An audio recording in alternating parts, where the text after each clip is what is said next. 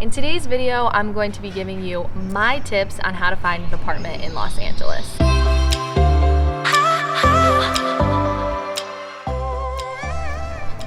Hey everybody, it's Starcevich and welcome back to my channel. This is going to be hard because I live in an apartment complex and there's other people that live here, but it's fine. Beautiful views. Let's dive in. So my first tip is you gotta be in LA.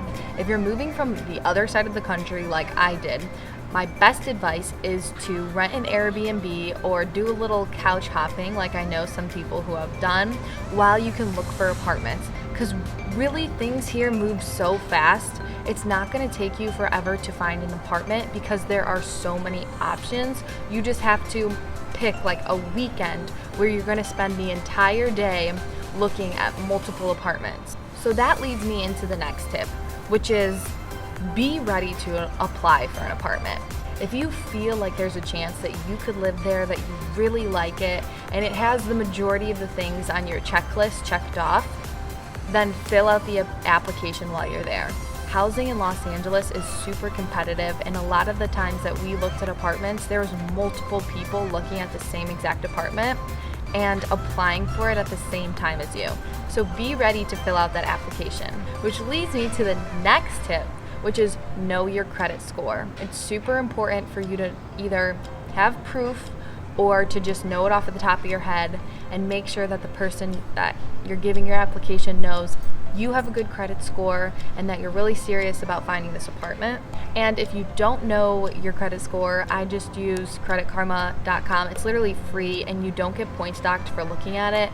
I don't know if that's actually true or who told me that ever, but like I check my credit score like pretty often to see how it fluctuates because you're gonna learn more about your credit if you are aware of what your score is. Anyway, so know your credit score because that's super important.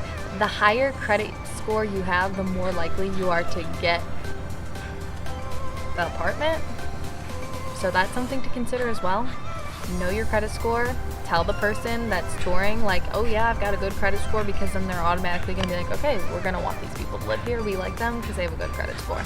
My next tip is to trust your gut. We saw a bunch of apartments that I really liked, but if there was something that felt off to me about it, I didn't follow through.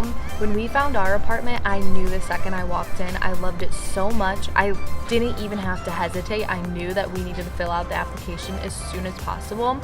And it checked off so many things on our list.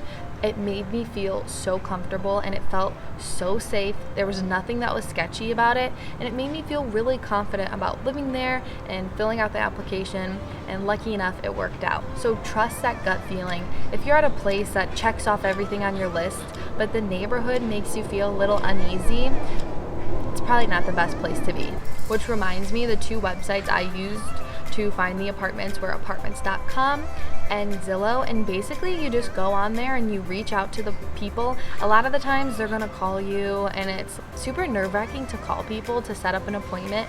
Make sure you have your calendar in front of you and you've already talked to your roommate and know when they're available to see the apartment, because it's gonna be so stressful to try and book days that like in times that you could be there. So if you both have a day open, like just set that for seeing apartments, because it's so hard to schedule things and know everybody's availability, and it's really nice to see apartments with your roommate so that you know that you're both on the same page. So the best way to compile all the apartments you're looking at, especially if you have a roommate, is an Excel spreadsheet. Jenna shared one with me on Google Drive, and this is a really easy way to stay organized because it can be pretty stressful to find an apartment, especially if you're doing it in short notice. And in a place like LA, apartments go so quickly. If you're constantly updating your spreadsheet, you know like, okay, this one is rented now, like let's cross this one off the list. So it was really helpful for us to just share with each other and just stay organized. Helicopter, stand by. Wish the sprinklers would turn off.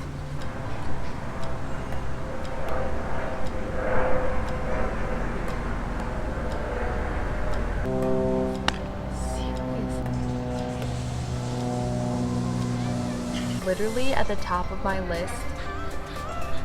Oh no, it's like I knew this was gonna happen, but like, okay, so My next tip is to have a list of priorities. I kept mine in the back of my head, but if you have a physical copy of your list while you're touring, you'll know all the right questions to ask the landlord, and you'll just be a lot more organized and prepared when you go there. So some things to think about that you might want to have on your list that I found important while looking are parking. So you're definitely going to need to have a car when you come to LA. I'm sure you already know that. So parking can be a pain in the butt sometimes.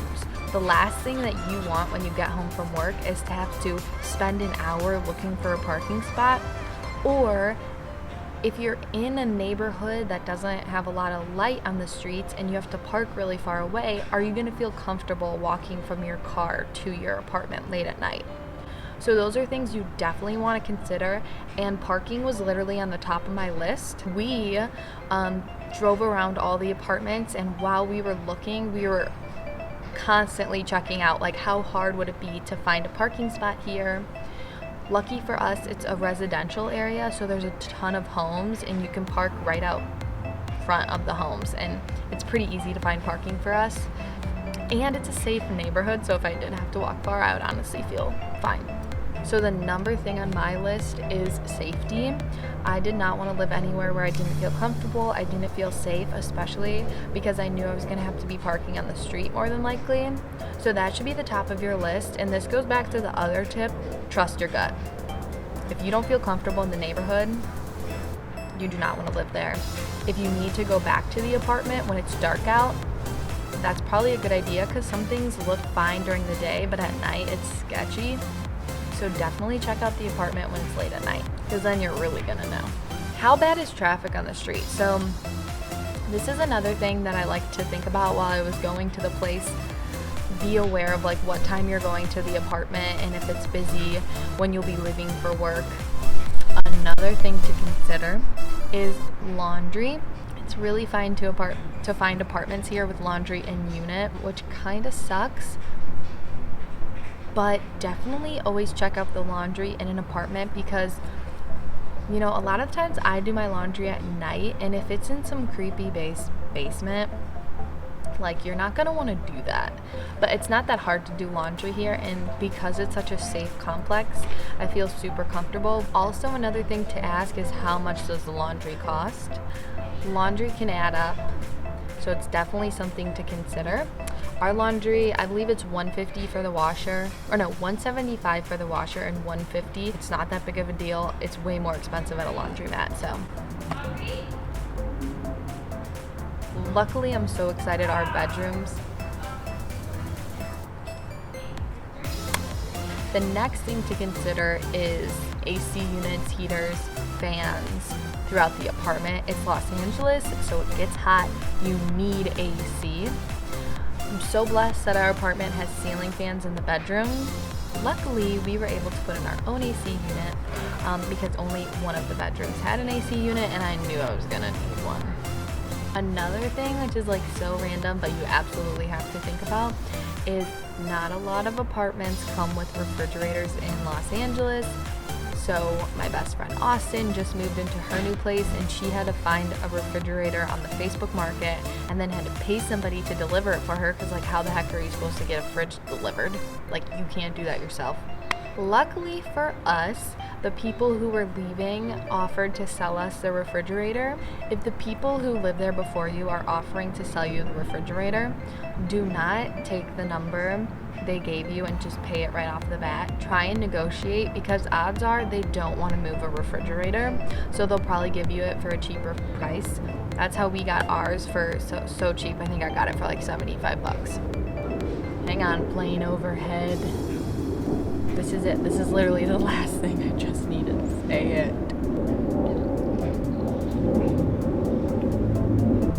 Okay. Close the door.